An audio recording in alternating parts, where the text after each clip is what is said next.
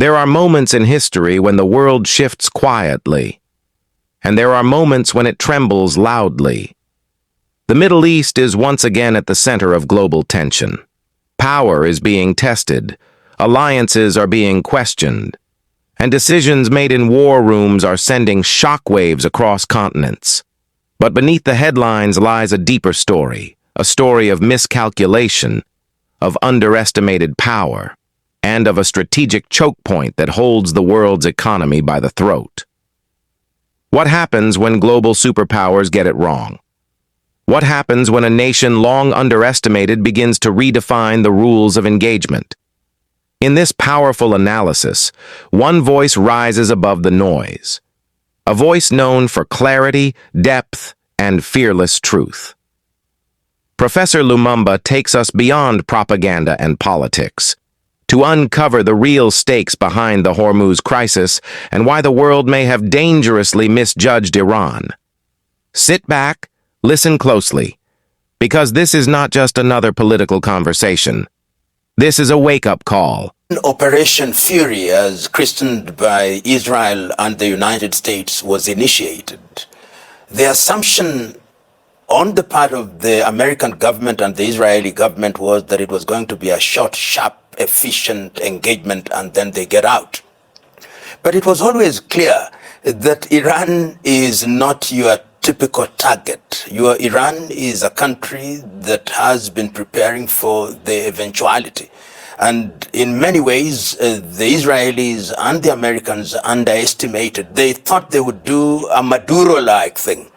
But that, of course, has not happened. They then made the assumption that once you hit the head, that is the elimination of Ayatollah Khamenei, then there would be confusion within the ranks of the leadership in Iran. Little did they know that the leadership in Iran is a leadership that is very well coordinated. You eliminate one tier and they go into the second and to the third and into the fourth tier.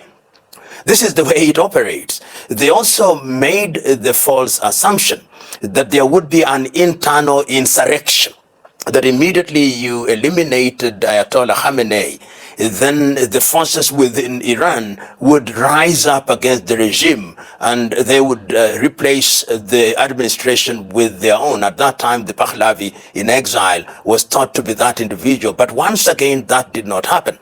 And when one listens to the Iranians, even those who are on the borderline are now saying this is a matter of national pride.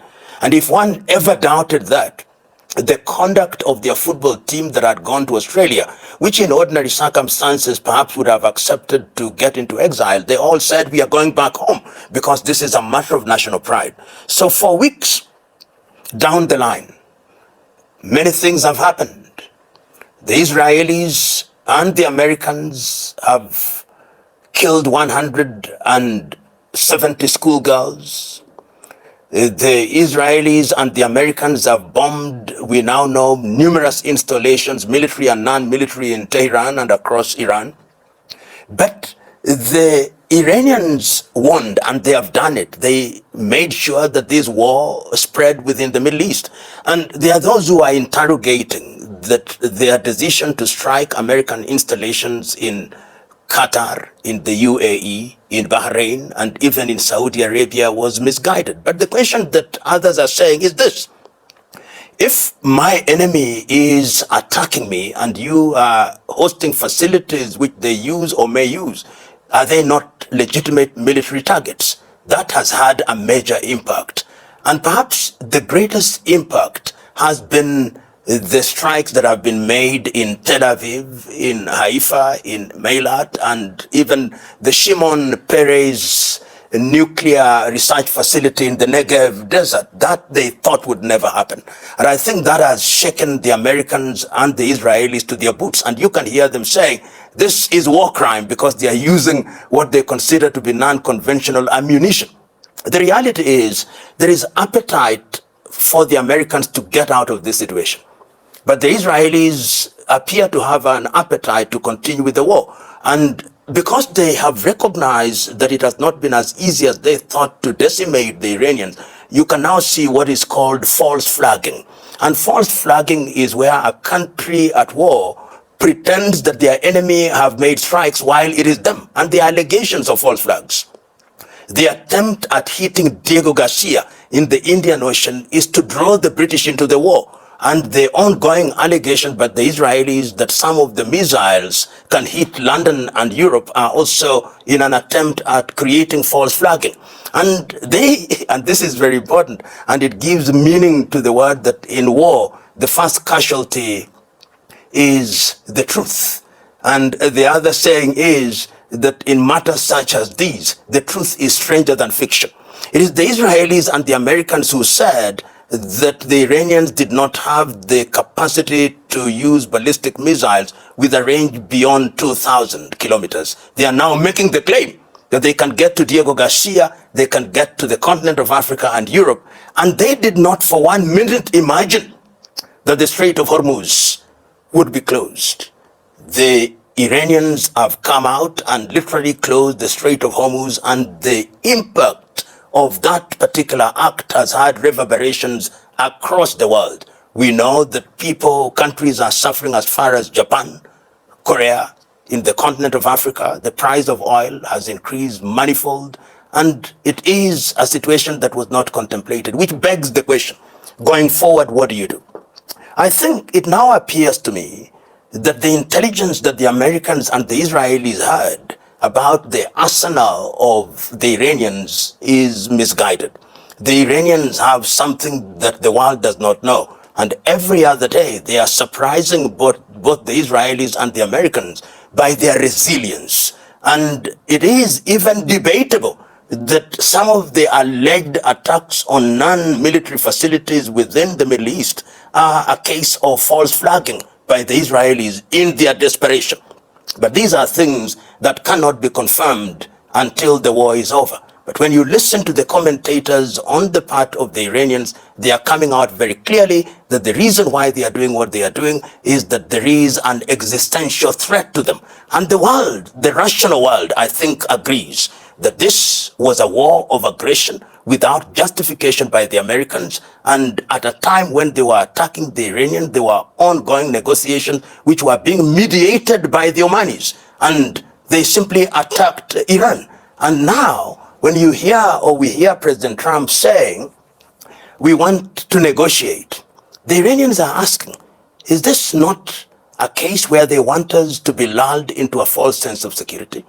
Is this not a case where they want to use the ceasefire that they are asking for to mobilize their troops, to ensure that they have sufficient munitions in our neighborhood, to ensure that they have now enough troops to get into the Hormuz and occupy the Karg Island and decimate our strategic reserves or even destroy our strategic reserves? Is this not a precursor to an even worse situation? For that reason, we hear conflicting information.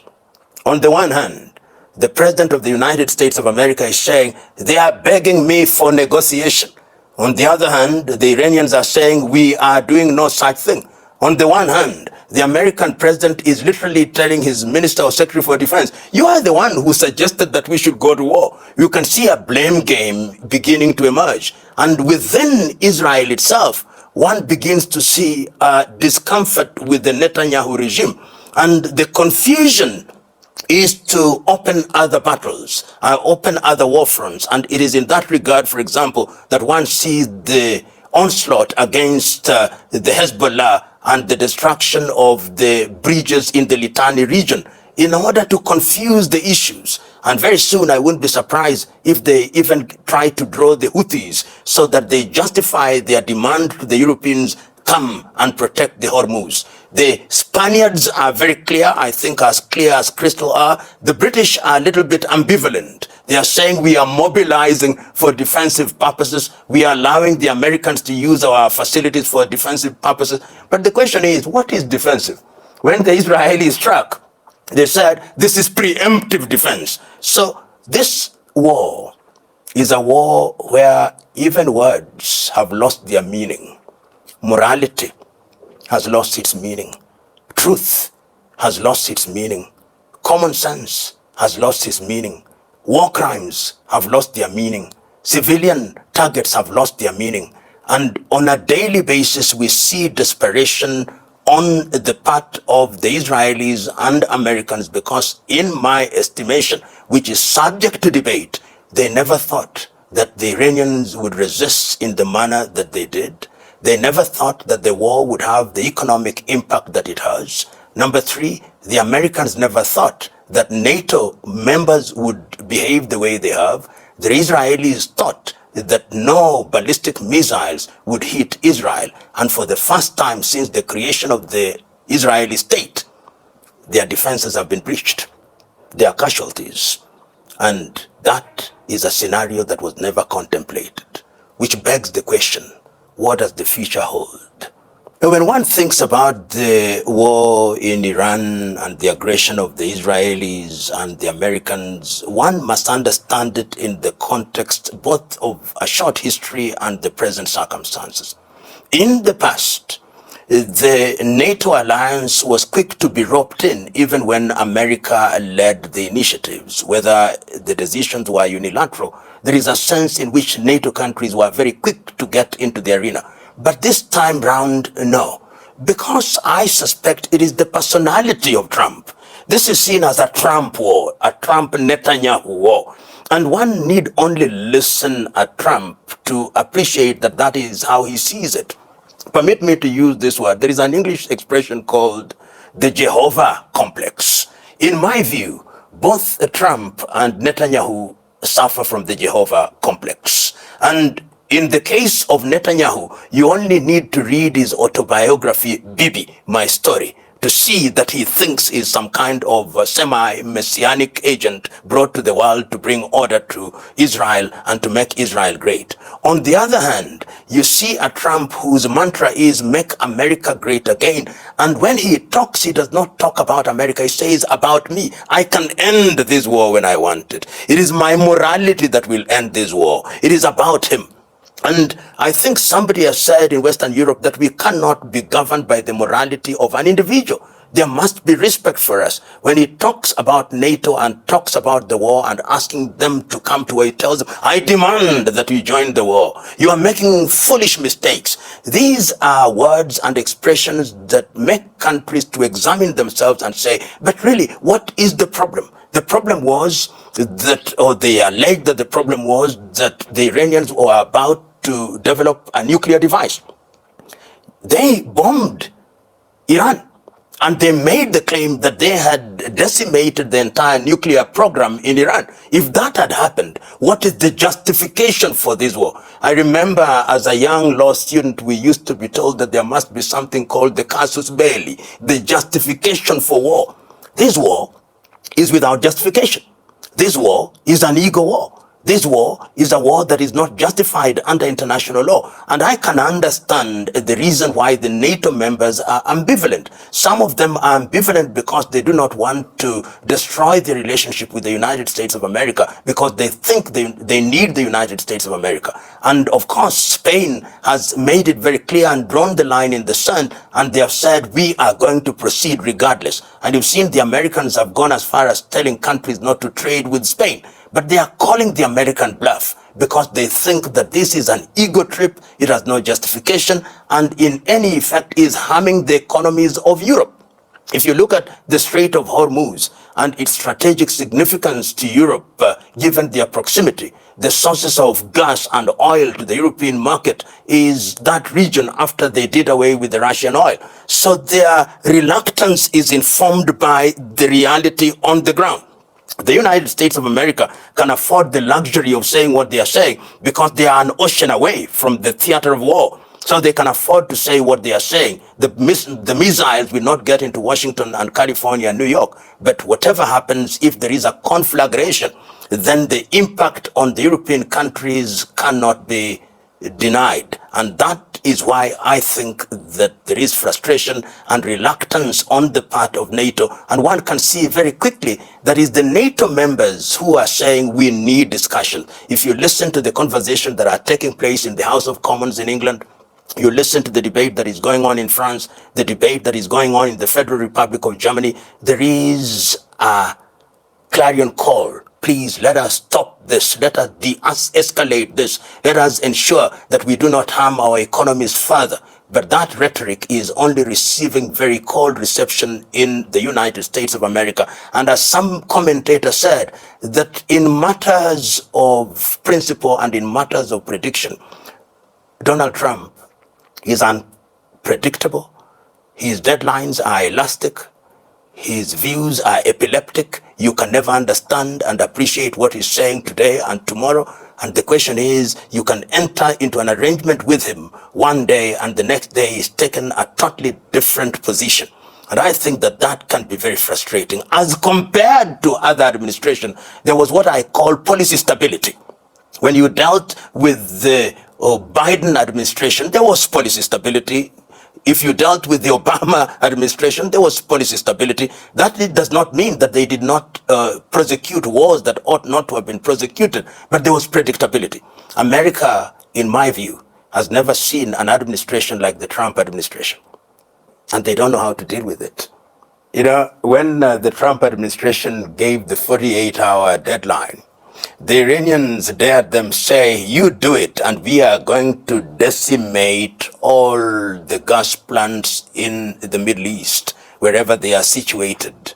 And of course, it is now in the public domain that there were backroom negotiations to tell the Trump administration not to go in that direction because it would destroy the economies in Saudi Arabia, in Bahrain, in Kuwait, in Oman, in Qatar, in the United Arab Emirates. And I think that must have been the reason why they say, let us give ourselves a window of 5 days in the hope that something will have been settled. But the Iranians were very clear. If you attack our facilities at the Karg Island and our military and non-military facilities and storage facilities, whether it's gas or oil, we are going to be in a doomsday scenario. The question then is, time is ticking. What happens after the 5 days? Is there going to be some kind of de-escalation? The Trump administration has said that they have found somebody in Iran whom they are negotiating with, and that things are happening. And I have seen quite a number of countries are entering into the fray. Turkey is entering into the fray. The Omanis have not given up, and the attempt is to ensure that at least before the expiry of the 5 days, there will be de-escalation. But I also suspect that during this period, the Americans, in fact, is beyond suspicion, is already in the public domain, that the Americans are moving some of their elite marine forces into the Hormuz. And that I'm told the plan is to have an actual landing on the Karg Island. And the Iranians are saying, we are waiting for you. We are waiting for you, which means they are saying there will be a bloodbath if you attempt to do that. So one who loves peace or wants to ensure that there is stability can only hope that the 5 days will give birth to some kind of a ceasefire so that there can be a negotiation for the long-term effect. But if the 5 days yield nothing, my suspicion is that the conflagration will be of a kind that we have not seen in the last few weeks.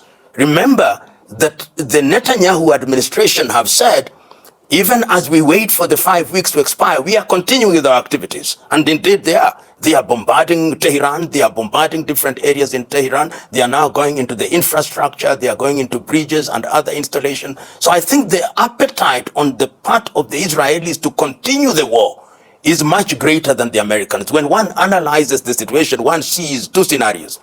Number one, that the Americans thought it would be a short, sharp operation.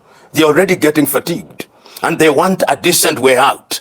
On the other hand, the Israelis are saying, we are going to continue with this thing until we destroy the Iranian administration and until, as one of them once said, bomb it into the dark ages. So that is unfortunately the scenario where the Israelis may want to continue, and who knows what limits they will define for themselves. Because I think that when there is a real threat to the Israelis, knowing as we do, although they have never declared it, that they have some limited nuclear capacity, one fears that one may resort to those methods, if only to end the war. I call it the Hiroshima-Nagasaki approach, so that you shock and awe, and then in that scenario, you then bring in negotiations and total surrender, because you have created a scenario that is never contemplated. Let us hope that that will not happen, but the next 5 weeks are going to be very important. The next 5, is it weeks or days, but whatever the time, is going to be very interesting as we go forward.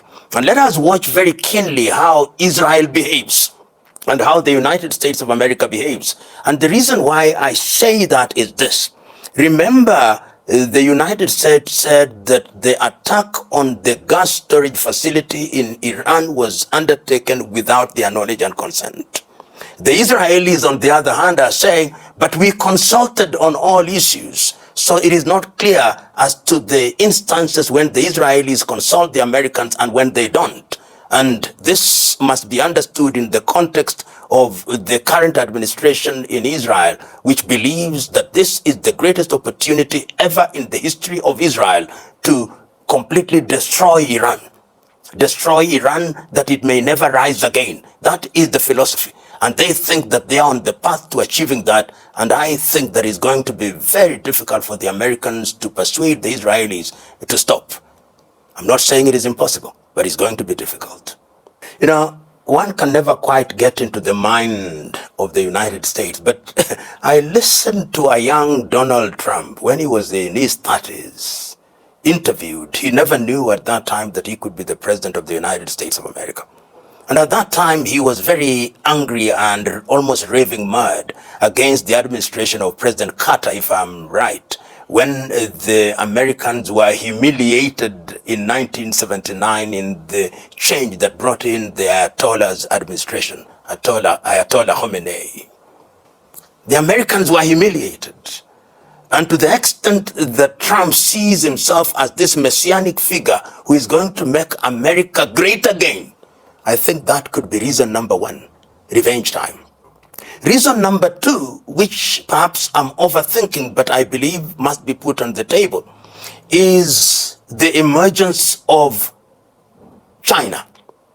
China is the single country that threatens the United States of America economically in the short to medium term, and in the long term, even militarily.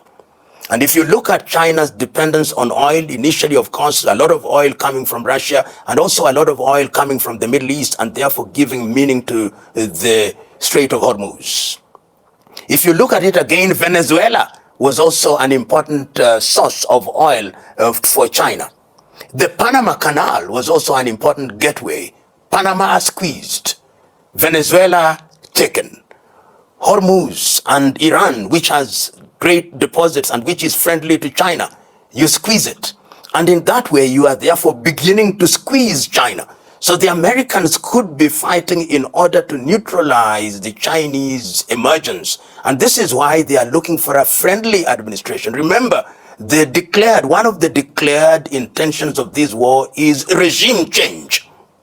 Who do you want to bring in? Somebody that is friendly to the United States of America, so that you are able to deal with that particular administration in a manner that is beneficial to the United States of America. So in my view, it is the possibility that the Americans are looking at this issue on a long-term basis as defined, number one, by economy, the oil and gas economy.